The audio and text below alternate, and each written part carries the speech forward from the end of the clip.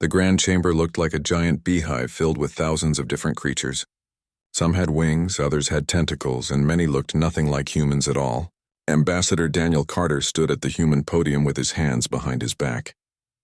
He looked calm, but inside he felt tired. Very tired. Another alien was complaining about humans again. Ambassador Theknor from the Vraxian people pointed one of his 4 clawed fingers at Daniel. His scales were dark red with anger. His 4 eyes glowed as he spoke in a loud voice. The human military ships are in Sector 7. This breaks our rules. They must leave now. They refuse to listen to us. Daniel said nothing. He just stood there and listened. Behind him, his helper Lisa Morgan wrote notes on her computer tablet. She had worked with Daniel for 5 years. She knew that look on his face. Something was about to change. Council Speaker Jareen moved one of her crystal arms. She was tall and made of living crystal that glowed with soft blue light. Her people, the Lumini, were very old and very powerful. Ambassador Carter, the council wants your answer. What do you say about these complaints? Daniel spoke in a quiet voice. The human fleet protects the trade routes. Pirates attack the ships there. Last year, 15,000 merchants died. The council peacekeeping forces said no when we asked them to help protect that area. Councillor Malthex made a hissing sound. He looked like a giant snake with arms. We do not have enough money. Human military ships everywhere make other species afraid. You do not need so many ships. Daniel's face showed a tiny bit of anger for just a second. 15,000 dead people are not necessary either, he said. Jareen's crystal body glowed brighter. The council will not be told what to do by humans. Your species has only been in space for 200 years. That is nothing. The resolution is final. Human forces must leave Sector 7 in 30 days. If you do not leave, we will punish Earth with sanctions. All around the huge chamber, hundreds of aliens made sounds of agreement. Some chirped, some hummed, some clicked their mouths. The humans had become a problem. They were too strong, too confident, too difficult to control. It was time to remind them that they were the youngest species in the council. They needed to learn their place. Daniel looked around the chamber slowly. He had worked in this room for 10 years. He knew many of these aliens. Some had been his friends, or so he thought. He had shared meals with them, helped solve their problems, worked late nights to find compromises. Now they looked at him with cold eyes. Some could not even look at him. Others looked happy to see him being put down. Very well, Daniel said in a voice so quiet that the translation computers almost missed it. The human delegation accepts the council's decision. Lisa's head snapped up. She stared at Daniel's back. That was not the response they had planned. They were supposed to ask for more time, to negotiate, to find a middle ground. But Daniel was already walking toward the exit doors. The other human delegates stood up. There were 20 of them, men and women from Earth and the human colonies on Mars, Europa, and Titan. They all followed Daniel without saying a word. Their footsteps echoed in the suddenly quiet chamber. Councillor Vexithar from the Korthian Empire leaned close to the delegate next to him. Finally, the young primates learned their place, he whispered with satisfaction. Yes, his neighbor agreed. Now things can go back to normal. We can stop worrying about what the humans think. Neither of them saw Daniel stop at the big doors. He turned and looked back one more time at the council chamber. His face showed no emotion, but his eyes were cold and hard. Then he walked through the doors. They closed behind him with a soft sound. The humans were gone. Outside the chamber, Lisa caught up with Daniel. Sir, what are we doing? We did not discuss this strategy. Daniel kept walking toward their ship. There is no strategy, Lisa. We are done here. But we can still negotiate. We can find a way to make this work. Daniel stopped and turned to face her. For 200 years, we have done everything the council asked. We protected their trade routes because they would not. We sent doctors to cure their diseases because they were too cheap to pay for it themselves. We built factories on their worlds and gave them good jobs. We shared our technology freely. And what did we get in return? He did not wait for her to answer. We got complaints. We got accused of being too aggressive, too ambitious, too dangerous. Every time we tried to help, they told us we were overstepping. Every time we asked for a fair voice in the council, they reminded us that we are the youngest species. They have been using us, Lisa. Taking our help while treating us like children. Well, no more, Lisa looked shocked.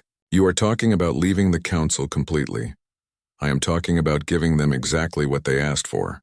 They want human military forces out of Sector 7. Fine, they will be out tomorrow. Not in 30 days. Tomorrow. And we will not stop there. Daniel started walking again. Get me a secure line to Earth Command. Tell them to implement Protocol Exodus. All human military and civilian personnel are to return home. Every ship, every station, every colony in Council space. We are going home. Lisa felt her stomach drop. Sir, that will affect millions of people. Hundreds of worlds depend on human services. Then they should have thought about that before they voted to restrict us. Make the call, Lisa. We are done being the galaxy's free labor. That night, while the council members celebrated their victory over the upstart humans, coded messages began flowing across human communication networks. Military commanders opened sealed orders. Civilian administrators received evacuation schedules. Factory managers began shutdown procedures. On the human battleship Defender, Captain Peter Hayes read his orders twice to make sure he understood correctly. Then he called his crew to battle stations, not to fight but to prepare for departure. After 15 years of protecting Sector 7, they were going home. In the medical research station orbiting Xanthi Prime, Dr. Karen Wright looked at her terminal in disbelief. They were being ordered to evacuate within 48 hours.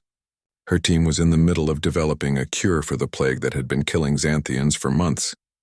Another few weeks and they would have succeeded. Now they had to leave. On the agricultural world of Krell Prime, advisor Gary Stevens began packing his equipment. He had spent 8 years teaching the Krell people how to grow food in their difficult climate. They had finally started to succeed. The Krell farmers would be confused and frightened when he left, but orders were orders. The word spread quickly through human networks. They were leaving. All of them. Going home. Some were confused. Many were angry, but they all obeyed. They had learned something important that day. The galaxy did not want partners. It wanted servants, and humans were done being servants to people who did not respect them. The council would not understand what was happening until it was too late. They thought they had won. They thought they had put the troublesome humans in their place. They did not realize that they had just made the biggest mistake in their long history. The humans were not being punished. The humans were leaving by choice. And when they were gone, the council would finally learn what humanity had been worth all along. The first human ships left without any big ceremony or announcement. The battle group stationed in Sector 7 simply turned on their engines and jumped into hyperspace. They had been protecting the trade routes for 15 years. Now the routes were empty of human protection. The aliens did not notice right away. They thought the humans were just moving to different positions. Then the pirates came. The Morning Prophet was a big cargo ship from Telax. It carried food and medicine to 3 different colonies. The pirates attacked without warning. The ship's captain tried to send a distress call. The message cut off halfway through. When rescue ships arrived 2 days later, they found only debris and bodies floating in space. The Unity's pride died next. It was a transport ship carrying 600 Vraxian colonists to a new world. The pirates did not even bother taking prisoners. They just wanted the ship's engines and computers. After that came 17 more attacks in just 1 day. Ambassador Theknor ran into the council chambers. His scales were bright red with rage and fear. "Where are the humans?" he shouted. "They left without helping us set up new protection. The pirates are killing everyone." Jareen's crystal body flickered nervously. They followed the resolution. They left Sector 7 as we commanded. Now the council peacekeeping forces must take over. Theknor made a sound like a roar. "You said we did not have enough money. How can we protect the sector with no money?" Malthek spoke smoothly as always. "Perhaps the Vraxian people should give more money to the council. Then we could afford to send ships." While they argued, more humans were leaving. Not just from Sector 7. From everywhere. The human research station in the Andali Nebula had been there for 30 years. Scientists there studied strange matter that could be used to make better engines. The Andali people lived on a nearby planet. They were a peaceful species who loved art and music. Human doctors had set up free clinics for them. Now the doctors were packing their equipment and leaving. Andali mothers brought their sick children to the clinic and found it closed. Signs on the door said the humans were going home. On Krell Prime, Gary Stevens and the other agricultural advisors loaded their belongings onto transport ships. Krell farmers came to say goodbye. Some had tears in their large eyes. "You taught us how to feed our families," one old farmer said. "What will we do now?" Gary felt terrible. "I am sorry. I really am. But we have to go."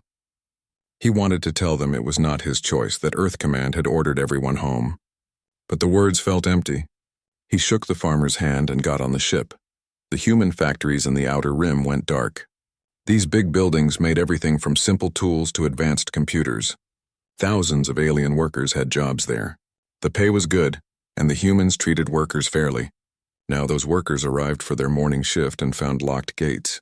Security guards told them the facilities were closed. Some workers cried. Others got angry. A few broke windows. But the factories stayed dark. The Nexus station was a huge space station where merchants from 100 worlds came to trade. Human businesses ran about 40% of the shops and restaurants there. In 1 week, most of those businesses closed. The station manager, a tall alien with purple skin, watched in horror as entire sections of the station went empty. The economy was falling apart. Without the human shops, customers stopped coming. Other businesses started to fail too. Commander Jake Morrison supervised the last evacuation from the human military base on Taloria. His ships were already loaded. The base had been shut down and locked. General Vakrin, his Talorian friend, stood with him at the landing pad. The old general had fought beside humans in the border wars 20 years ago. They had saved each other's lives more than once. "You do not have to do this," Vakrin said quietly. "My government would speak to the council. We could explain that you help us, that we need you here." Jake shook his head. His eyes looked sad. "The council has made its choice. They said we are provocative.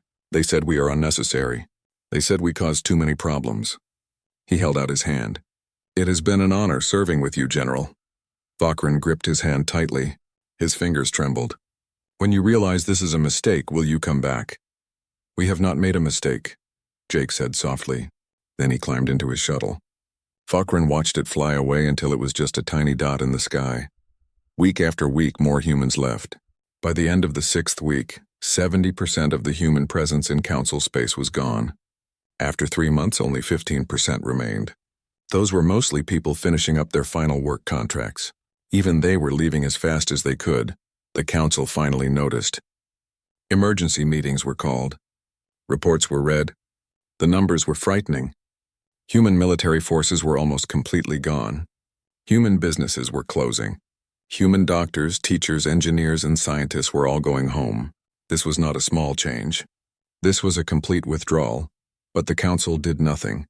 If the humans wanted to be isolated in their little corner of space, let them. They were not as important as they thought.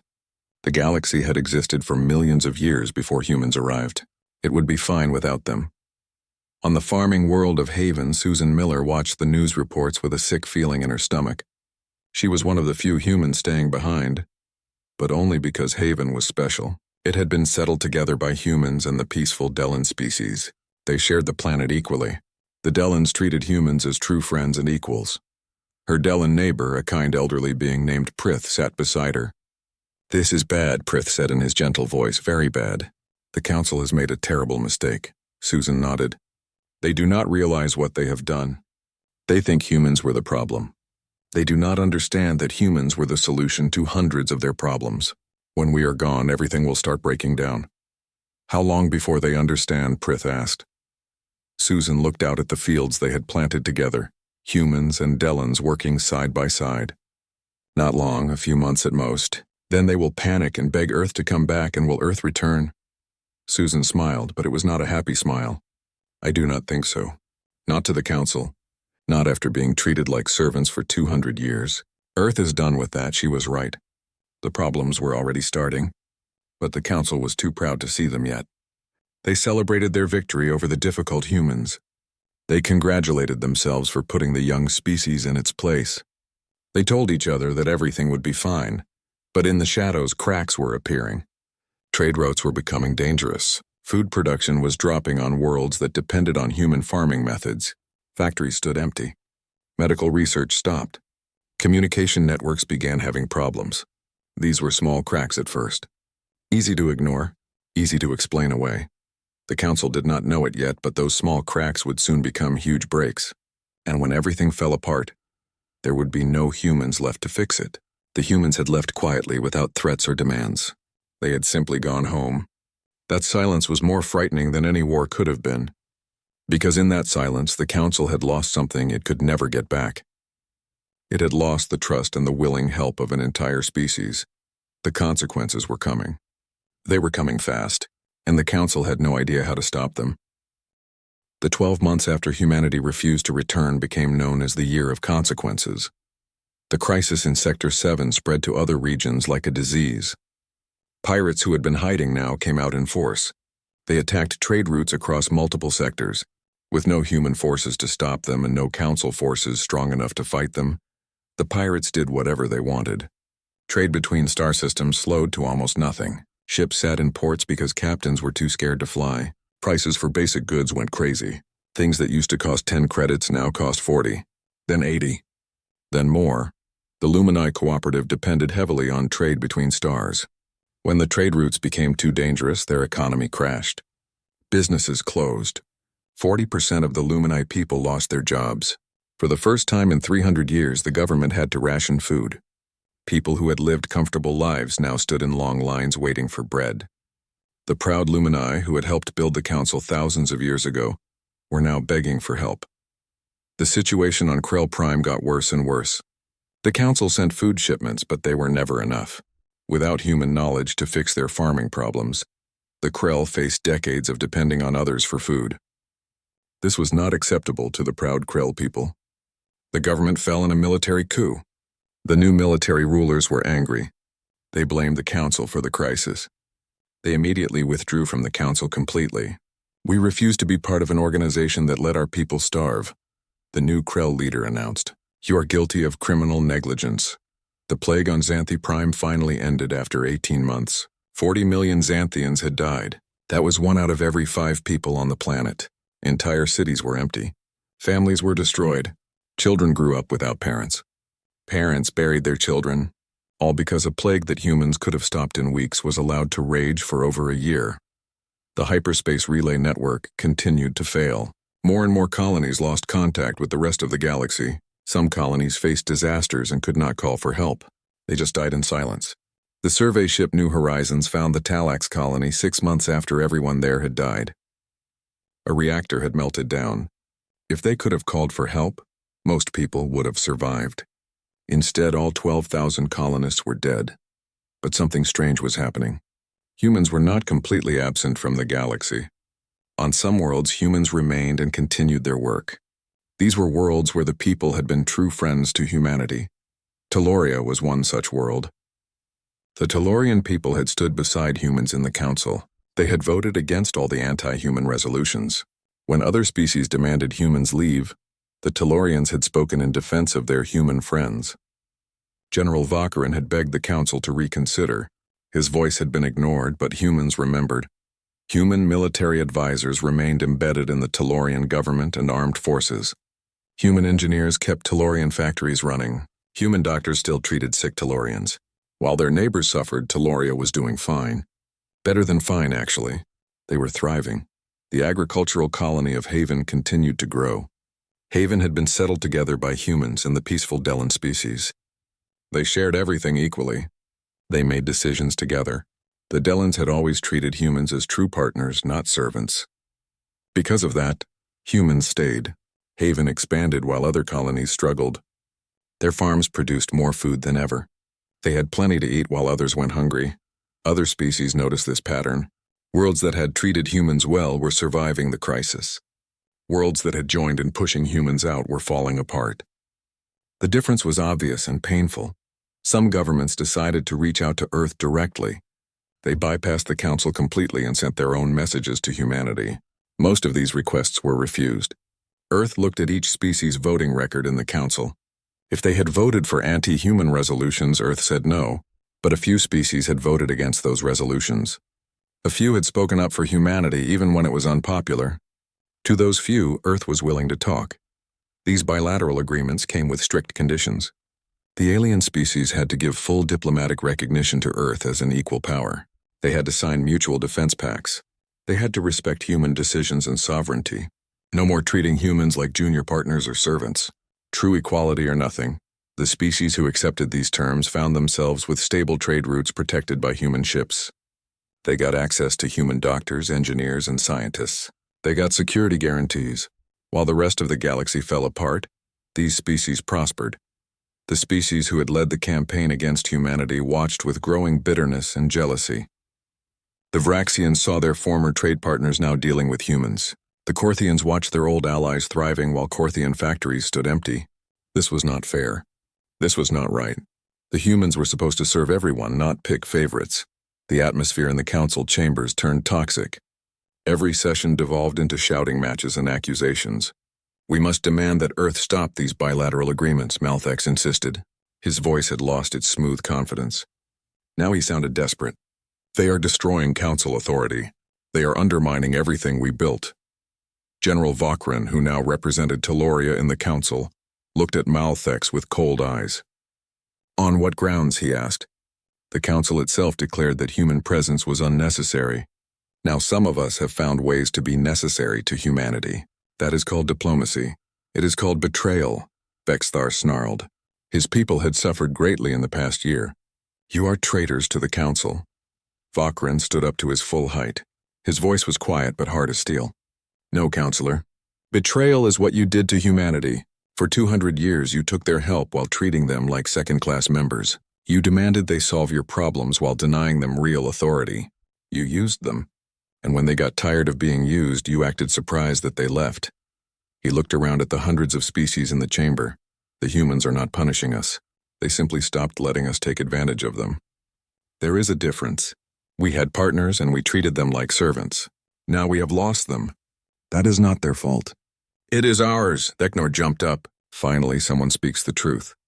The Vraxians had lost thousands of ships and tens of thousands of lives. We did this to ourselves. We were fools. Proud, arrogant fools. And now our people pay the price for our stupidity. The council split into angry factions. Some agreed with Vokran and Theknor. They admitted the council had made mistakes. Others refused to accept any blame. They insisted the humans were being vindictive and cruel. The arguments went on and on. Nothing got solved. 3 more species withdrew from the council over the next few months. They cited the council's incompetence and failure to address the growing crisis. The organization that had governed galactic affairs for 5,000 years was breaking apart. Council authority, once absolute, was now questioned everywhere. On Earth, humans watched the news from the council with mixed feelings. Some felt satisfaction seeing the council struggle. Others felt sad. Many had made friends among the aliens. They remembered good times working together. But all of them agreed on one thing.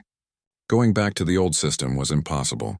If humanity ever rejoined galactic society, it would be on human terms, as equals, as partners, never again as servants. President Sarah Hayes addressed the human people in a broadcast from Geneva. She stood before the cameras with Earth spinning slowly behind her. "My fellow humans," she began, "we are living through difficult times. Many of you have friends and loved ones among the alien species. You worry about them.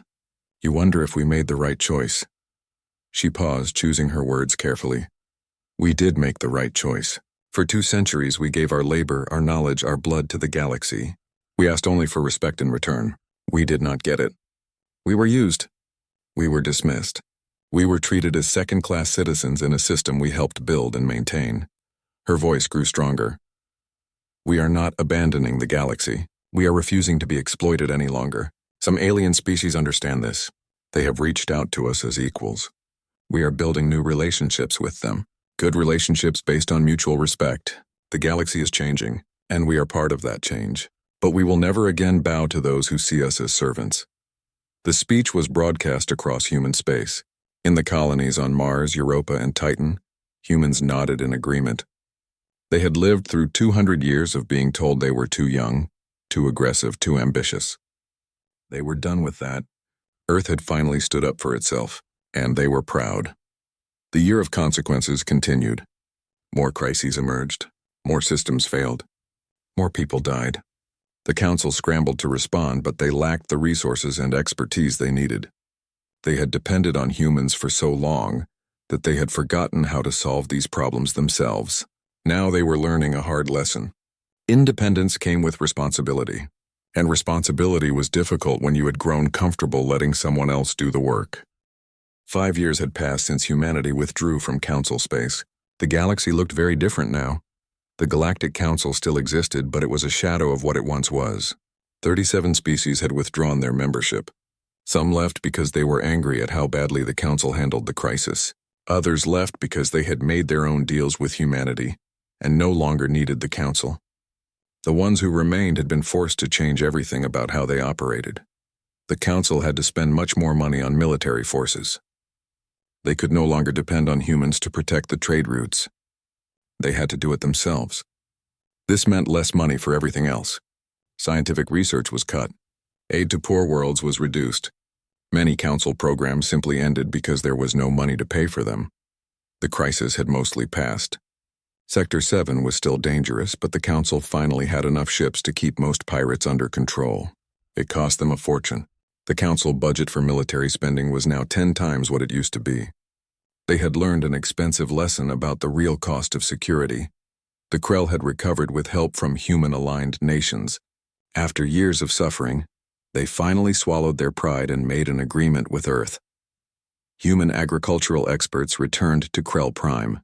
The farms started producing food again. But the Krell never forgot who had helped them and who had let them starve. They never rejoined the Council. Humanity had built something new. They called it the Terran Compact. 23 alien species had joined. These were species that wanted real partners, not servants. Species that were willing to treat humans as equals. The Compact's combined economy was now as large as the Council's. In some ways, it was stronger because the member species actually trusted each other. Ambassador Daniel Carter was retired now. He had left diplomatic service 3 years ago. Sometimes he gave lectures at universities. He enjoyed teaching young people about history and diplomacy. One day at Oxford University, a student asked him the question everyone wanted answered. "Sir," the student said nervously, "why did Earth refuse to negotiate? The Council offered many benefits.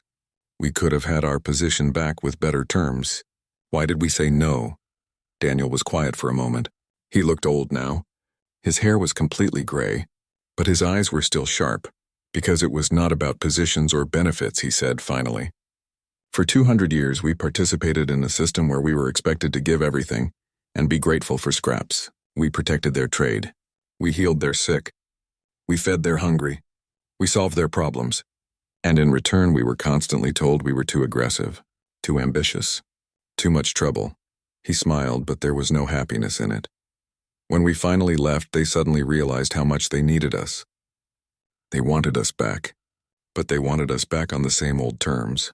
They wanted our work, our knowledge, our sacrifice, but they still did not want to treat us as equals. They just wanted their servants back, so we said no, not because of anger or revenge. We said no because we finally understood something important. We did not need them more than they needed us. We could build our own future, with species who wanted real partners, not convenient servants." Another student raised her hand. "Do you think humanity will ever rejoin the Galactic Council?" Daniel thought about this carefully. Maybe one day, if the Council truly changes, if they learn to treat all members with real respect and equality. But that would require them to admit they were wrong. To change how their entire civilization works. Old institutions almost never change unless they are forced to. And right now the Council lacks the power to force anyone to do anything. He shrugged. "I am not optimistic. But stranger things have happened." Far across the galaxy in the rebuilt Council chambers, a different conversation was happening. The chamber was smaller now. Many seats sat empty. The species who remained looked tired and older. Councillor Jareen still served as council speaker after all these years. Her crystal body had grown dim. The stress of the past 5 years had aged her badly. "We have received a formal proposal from the Terran Compact," she announced to the assembly. "They propose a mutual non-aggression pact and limited trade agreement." Malthex looked terrible. The old economist had aged badly too. "They mock us. They offer us a treaty as if we were equals." General Vakran spoke calmly.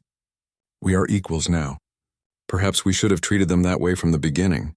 Vexithar snarled. "This is defeatism. The Council has governed this galaxy for 5,000 years. We cannot simply accept this humiliation." Vakran looked at him steadily. The alternative is continued decline. We have lost a third of our members. Our economy is still recovering. Our military is stretched thin. Meanwhile, the Compact grows stronger every year. Pride is expensive, counselor. Can we afford it? The debate went on for hours. Some counselors wanted to reject the proposal out of pride. Others argued for accepting it. In the end, practical thinking won. The council accepted the Compact's proposal. It was a treaty between separate and equal powers, not a superior giving terms to an inferior. Everyone understood what this meant. The humans had won without firing a single shot. On Earth, Director Helen Brooks of the Terran Compact received the news of the Council's acceptance. She felt satisfaction but not triumph. There was too much work to do, treaties to negotiate, relationships to build, systems to manage. The Compact was growing and growth came with challenges. Her assistant Kevin Palmer stood beside her. Do you think they learned anything from all this? Helen looked out the window at Earth below. The planet looked beautiful, blue and green and alive. Orbital stations surrounded it like a crown of lights. Some of them learned. The Tellurians, the Andali, a few others. They are good partners now. She paused.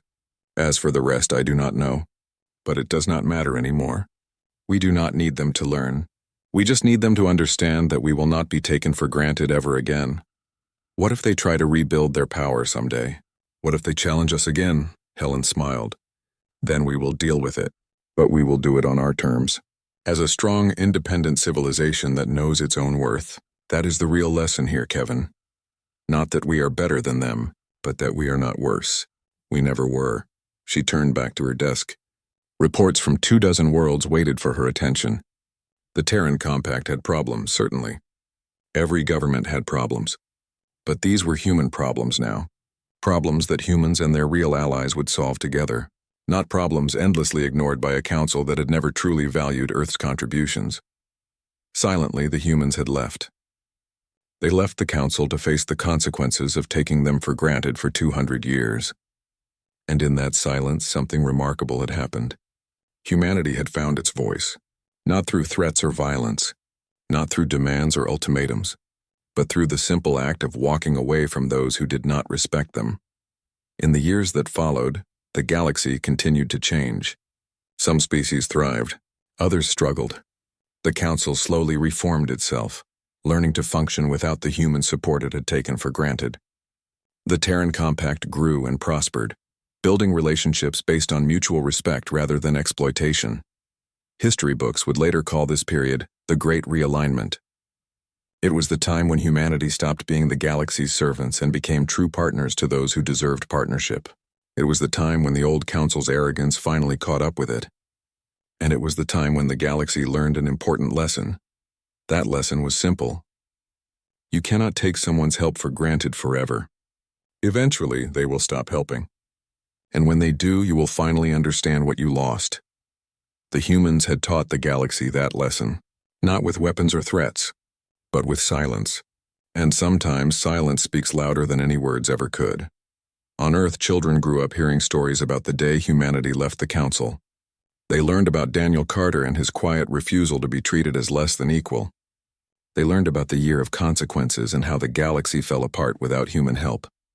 And they learned the most important lesson of all: know your worth, demand respect, and never be afraid to walk away from those who do not value you. These were the principles that guided humanity now. These were the values that made the Terran Compact strong. The story of humanity's silent departure became legend. It was told on 100 worlds in 100 different languages. Some versions painted humans as heroes, others portrayed them as vindictive and cruel. But everyone agreed on one thing. The day the humans left was the day the galaxy changed forever, and nothing would ever be the same again. The famine on Krell Prime began in the 4th month after the humans left. The Krell people had learned many things from the human agricultural advisors. They knew how to prepare the soil and when to plant the seeds, but they did not understand the complicated science behind it. The humans had used special fertilizers made just for Krell Prime's difficult soil. Without those fertilizers, nothing would grow properly. The Krell farmers tried to make the fertilizers themselves. They failed. The crops began dying. By the 3rd month, half the crops across 3 continents had failed completely. By the 4th month, people were going hungry. The Krell government sent an urgent message to the council asking for emergency food. The council sent some food, but not enough. Not nearly enough. Riots broke out in the capital city. Hungry people smashed store windows and fought over bread. The Krell government was desperate. They sent a message directly to Earth begging for help. The human agricultural advisors knew how to fix the problem. "Please come back," the message said. "Our people are dying." Earth's answer came back 3 days later. It was polite but firm. "The Galactic Council has determined that human presence is unnecessary. We respect the Council's judgment in this matter. Earth wishes the Krell people well." That was all. No offer to help. No promise to return, just a polite refusal.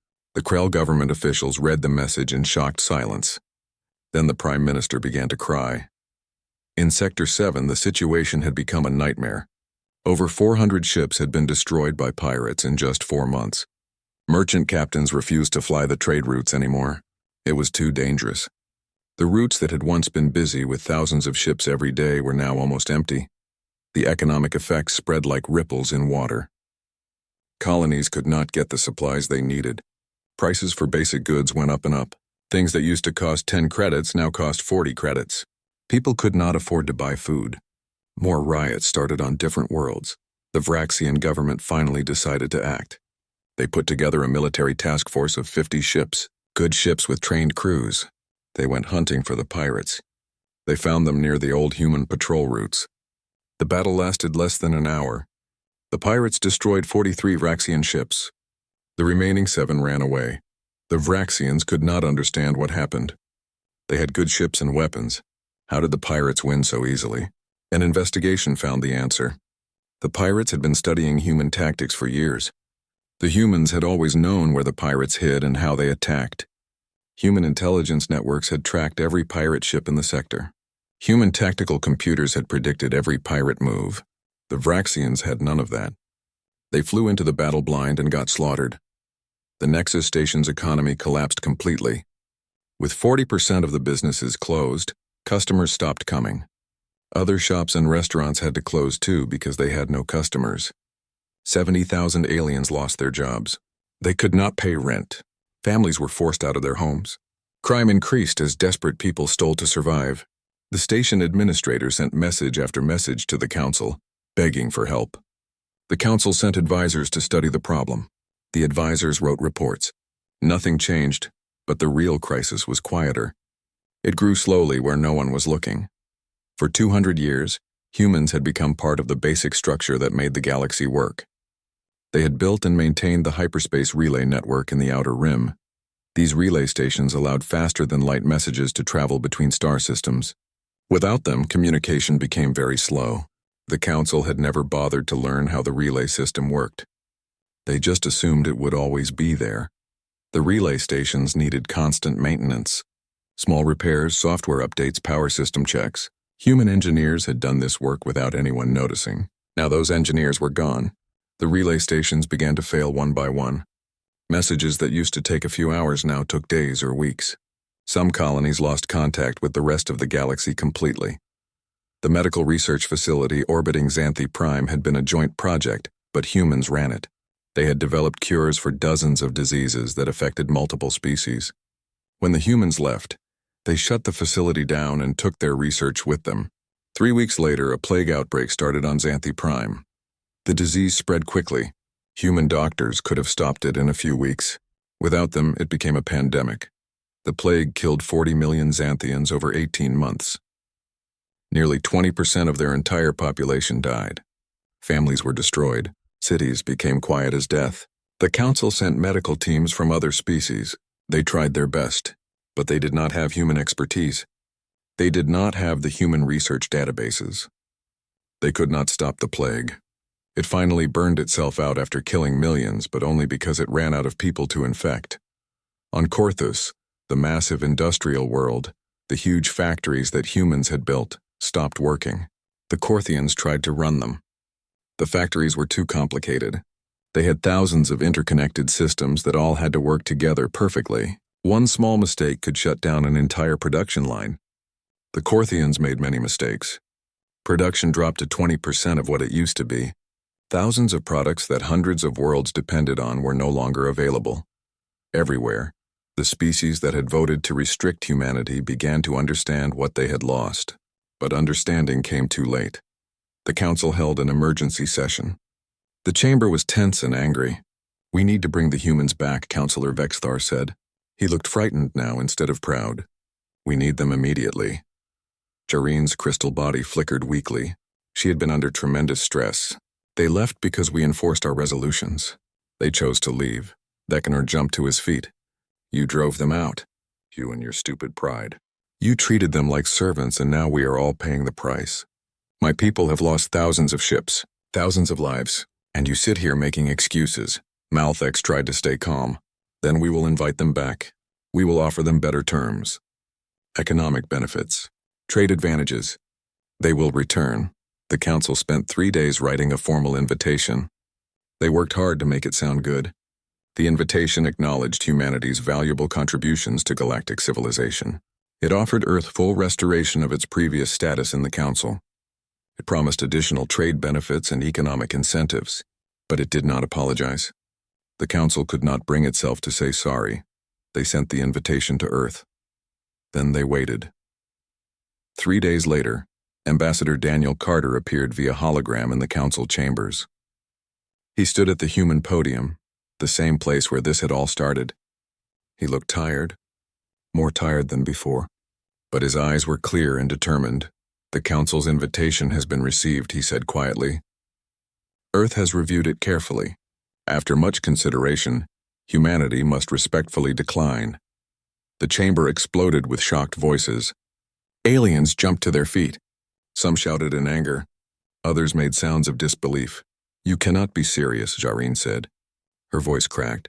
"We are offering you full restoration, additional benefits. What more do you want?" Daniel's expression did not change. "The council made its position clear 4 months ago. You said human presence was provocative and unnecessary. We have accepted that judgment. We have withdrawn from council space. We have no desire to return to a place where we are not wanted." Vexthar's voice was desperate now. "Surely you can see the galaxy needs human participation. Things are falling apart. People are dying." Daniel paused before answering. "For 200 years we worked beside you. We protected your trade routes when you would not. We provided medical care when you were too cheap to pay for it. We solved your problems while you took all the credit. And when we asked for simple respect, you told us we were overstepping. You told us to remember our place." He let the words hang in the air for a moment. "So we have accepted our place. At home, behind our borders. The galaxy is yours as you wanted. You have what you asked for. This is blackmail," Malthex hissed. "No," Daniel said calmly. "Blackmail would be making demands for our return. We are making no demands at all. We are simply choosing not to participate in a system that does not value us. Earth has made its decision. This message is only a courtesy. Goodbye, Council." The hologram disappeared. The council sat in stunned silence. They had expected the humans to negotiate, to ask for something, to make demands. Instead, the humans had simply said no, a simple final no, and there was nothing the council could do about it.